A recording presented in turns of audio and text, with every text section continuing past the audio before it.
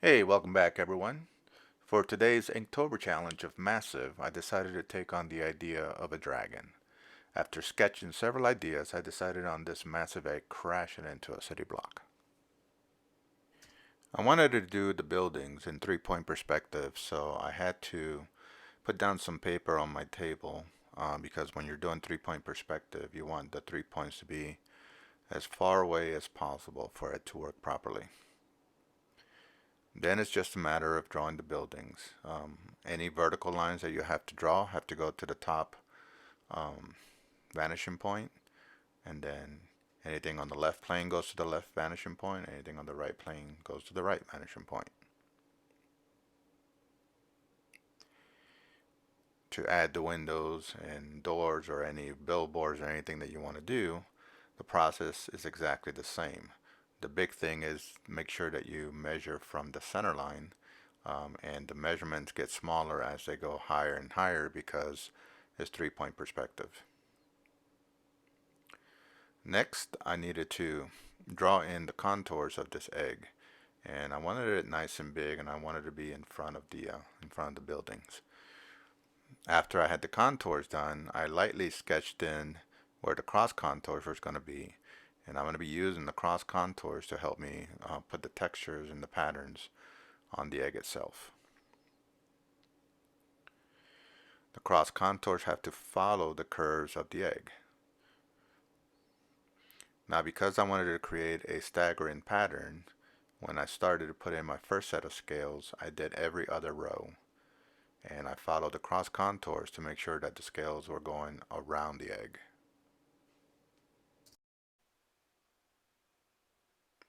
So once the first set of rows are done, or the first set of scales are done, then I repeated the process, making sure that I staggered them as I did the in-betweeners.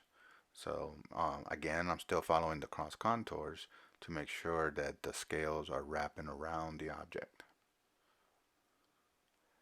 I also want to make sure that the edges are rough because we know that these scales would be going around the egg, so it would make the edges feel kind of bumpy.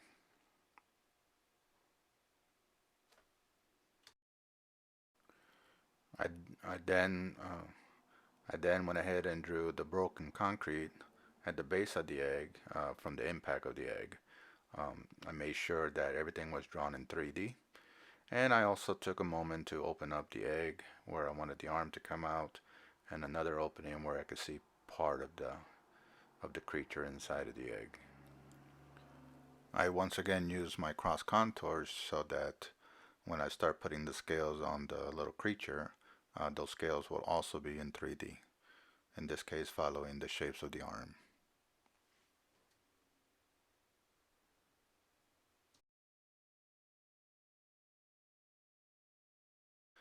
Now with the pencil drawing all ready to go, I can begin doing some line work on the egg and on the foreground. For this particular drawing slash painting, I'm going to be doing a lot of washes, so I'm not going to be spending a lot of time doing hatching and cross hatching. The main brushes that I'm going to be using for this painting is the large brush to wet the surface, the 1-inch brush to get into the relatively large areas, and the number 2 brush.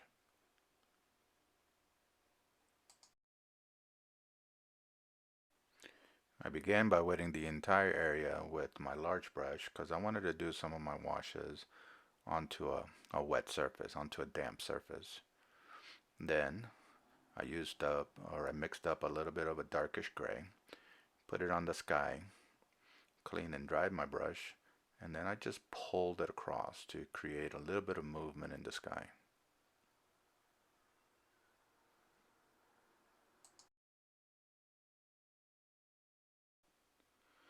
I wanted to add some textures to this egg.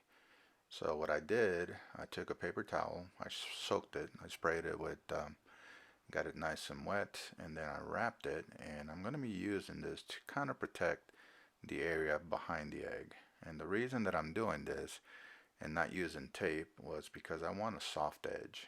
When you use tape, it leaves a very hard, very clean edge, which is great for some things, but not for others. So I wanted to use the paper towels instead. And then I took an extra piece of paper towel and just covered a little bit of the front. Now to create the textures, I decided to go with an old toothbrush. So I took a toothbrush, mixed it with some ink, and then I'm going to be using to splatter right on top of the egg. Keep in mind that the paper is still a little bit wet, so the spots that are going to be created are going to be nice and soft.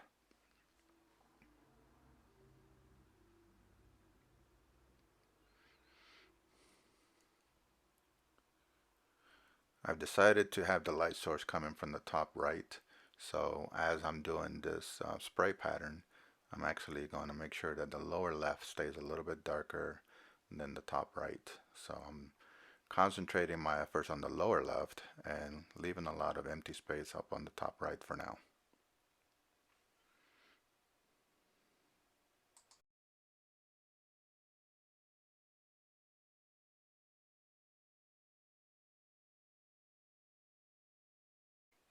Since the paper is still a little bit wet, any splatters that get in the background, I can carefully just wipe them away with the paper towel.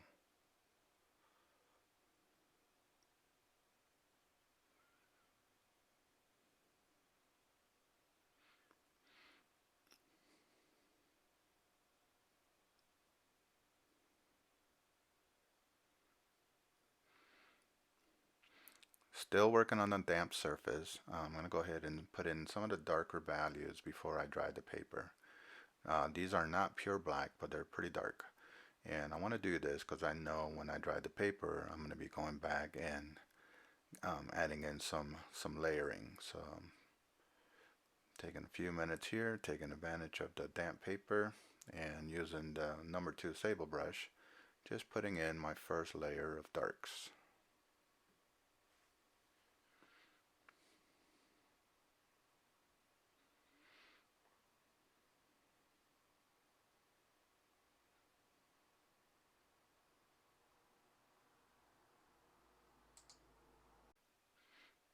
I also went ahead and added that dark shadow that's behind that eyeball region as well as behind the arm. The next thing that I did was to start working on the buildings. So before I started to do the layers on the building, I took a hair dryer and I dried the entire surface thoroughly. And then I'm working one building at a time. So I wet that particular building that I was working on, and I went ahead and put in a light layer, a relatively light layer across the entire building. By wetting the surface a little bit first, it allows me to move the ink very easily, and if it's a little bit too dark, I can always lighten it up. But again, once the ink dries, you're not going to be able to do that. Now, the reason that I'm doing the entire building with one single value is because after this value has completely dry, then I'm going to go ahead and separate the left side and the right side of each building by adding additional layers. There's basically two ways that you can do this. The first way I'm showing you here is doing it freehand. Now again, I took a minute and I dried the area thoroughly so that when I'm wetting it with the clean water, it's not reactivating the ink. And then I mixed up a slightly darker gray, and then I'm going to apply it to the shadow side of the building. Now I'm doing this with my 1-inch brush, and it has a very nice tip to it, so I can use the tip of the brush and pressing it, using it pretty much like a stamp, and I can create a pretty steady straight line as long as I'm patient. And then you'll notice that I have the board tilted so that anything that drips is dripping away from the highlight. Once I get that edge done, then I can just go ahead and move the ink down further. Again, that's one of the huge advantages of wetting the paper first. As I do this, I try to follow the angles where the windows are going to be, and then I'll flip the paper and do the opposite edge. Now, if you don't have a steady hand, or if you don't have the right kind of brush, then by all means you can use masking tape. Just make sure that the masking tape, that the glue is not too strong. Painter's tape works really well, but if you don't have painter's tape and all you have is regular masking tape, you can just take some, place it across your clothing, and then take it off and then use it on the paper. And what that does, it takes some of the glue off the masking tape so that it's not quite as strong when you put it on the paper. Okay. Then you just simply mask off the area and paint away. This is the reason that I didn't want to outline the buildings when I was doing the line work on the eggs, is because I really wanted them to be soft. I wanted them to be far away, so I wanted to do them with the brushes rather than with the nib. Once your area has been completely masked off, then you just simply paint going away from the tape. I always go away from the tape. That way I don't want to take a chance on the brush lifting the tape.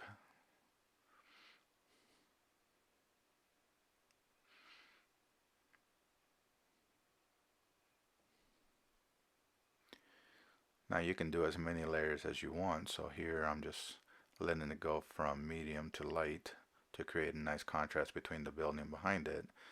And then where the tape is, I'm actually going to go ahead and add just a little bit of a stronger shadow.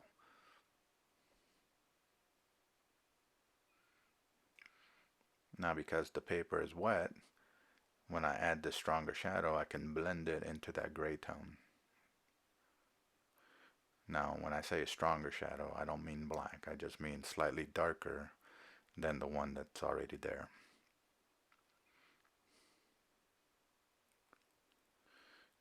Once this is completely done, it's super important that I dry it thoroughly with the hairdryer before removing the tape. If I don't, there's a very good chance that I can rip the paper, because when the paper is wet, it's on the weak side. So gotta make sure that I dry it thoroughly and then carefully take the tape off so I don't ruin the edge.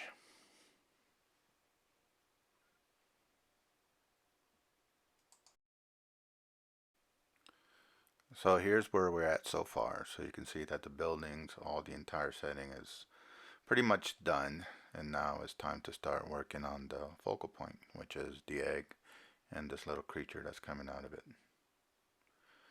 So I'm going to be doing some nib work here, and what I'm doing is a combination of scribbling and stippling. I want to make sure that I thicken up the lines where I think the line work would be in shadow, and I also want to add some stippling because if you remember from earlier, we used a toothbrush to create some of that texture. So now in order to create some stronger little dots, I'm actually doing some stippling with pure black. I also want to make sure that I strengthen up the shadows underneath the scales of the little creature.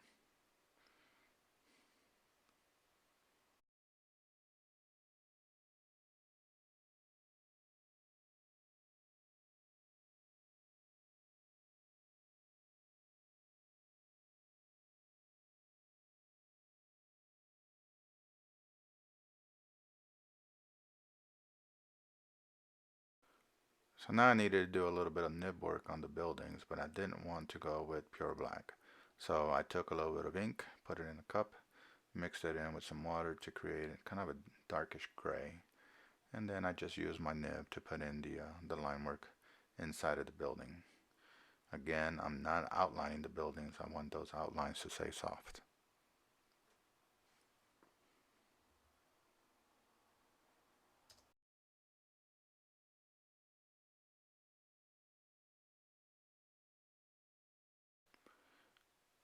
Now I went back to darken up some of my really strong shadows. Um, Anytime that you put in washes, often when we put in the washes, they seem like they're dark, but as they dry, they tend to get a little bit lighter. So it's not uncommon for artists to have to go back and do a second or third or even a fourth layer to create some really nice strong shadows. Um, I always like to do it that way rather than going with pure black because I like to control my shadows. If you know that you're going to go with pure black, then just go for it. But if you need control, then doing some layering is actually a really good way of doing it.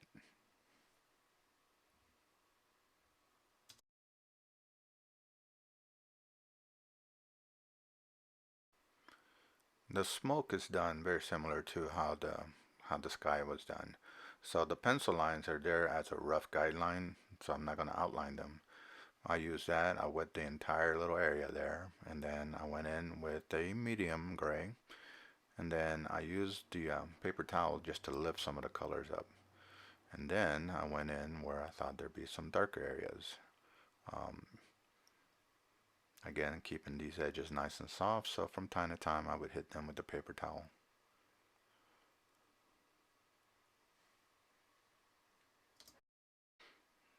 Alright, here we go with the bravery test. Now, because the light source is coming from the top right, I decided that I needed to darken up the lower left. And this is by far the scariest part of the whole painting. So I wet the entire area of that lower left edge that I wanted to work on. And then I'm going to put in a relatively dark layer. Now it looks black, but it's not. As you're going to see here in a minute, I'm going to be wiping off my brush and then spreading the ink around. As this ink is starting to dry, you'll actually still be able to see the patterns underneath it. But right now, because it's wet, it's really hard to see. But you'll see here shortly. So here I'm drying off the extra ink off my brush. And then, because the area is wet, I can just move it around. Move it around so that as it goes up towards the light source, it gets a little bit softer, a little bit lighter.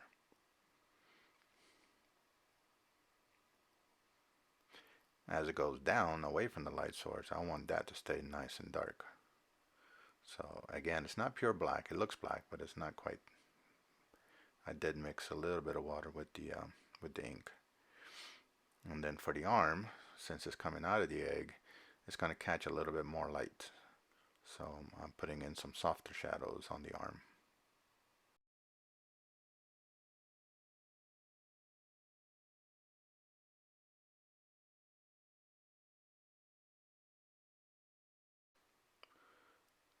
Once the hand was done, I decided to go ahead and make the cast shadow even stronger. So you'll see me here adding a little bit of a stronger cast shadow.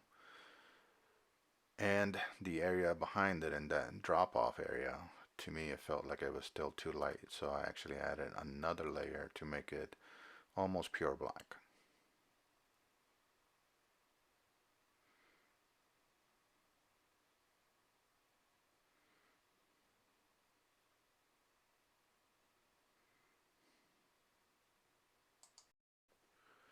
Now, once the ink washes were done and completely dried, I actually dried them with the hair dryer. I decided that I needed to bring out the little creature just a little bit more. It's the only area that I decided to put color on for now. So I'm using these are the alcohol inks, and I'm just using 4 of the colors. And because these colors are transparent, all of the ink work that I did prior to shows up very nicely underneath the ink. And now, actually, if you look closely to the area to the left and below the eye, you can tell that what looked like black ink when I was putting it on while it was wet was actually just a nice dark gray. And now you can actually see all of those patterns and all of the texture showing up again. Alright, so this is pretty much how this thing is going to look when it's all done. Here's a better look at it when it's all matted. I may do a little bit more editing. I feel like the eye is a little bit on the bright side, but other than that, I'm pretty happy with this one. Let me know what you think in the comments, and thanks for watching.